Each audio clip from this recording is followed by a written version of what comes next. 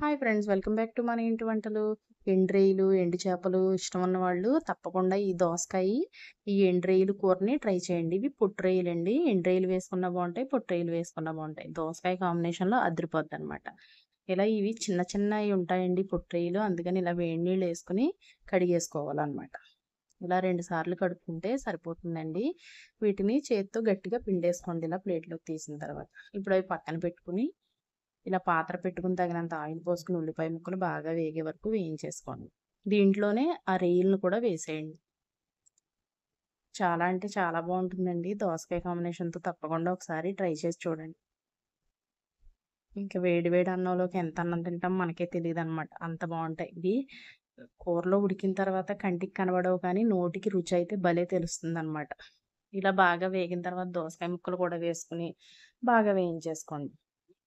ఇలా మీడియం ఫ్లేమ్లో పెట్టుకుని దోసకాయ ఉడికే వరకు మగ్గనివ్వండి ఇలాగా. ఇప్పుడు ఇలా మగ్గిన తర్వాత దీంట్లోకి తగినట్టు కారం, ఉప్పు, పసుపు వేసుకోండి. కొంచెం ఆ రొయ్యల్లో కూడా ఉప్పు ఉంటుంది కాబట్టి ఉప్పు చూసుకుని వేసుకోండి, ఒకేసారి ఎక్కువ వేయద్దు.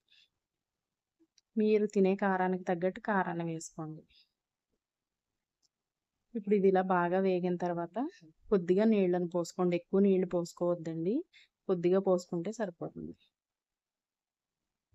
ఇప్పుడు దీంట్లోకి ఇంకా రుచిగా ఉండడానికి కూర ఇదిగోండి, ఒక గోళిక్కాయ అంత సైజు చింతపండుని నానబెట్టుకుని ఈ రసం తీసి దీంట్లోకి పోసుకోవడమే. అది కూడా ఎక్కువ నీళ్ళు కాదండి, కొద్దిగా ఇలా పోసుకుంటే సరిపోతుంది.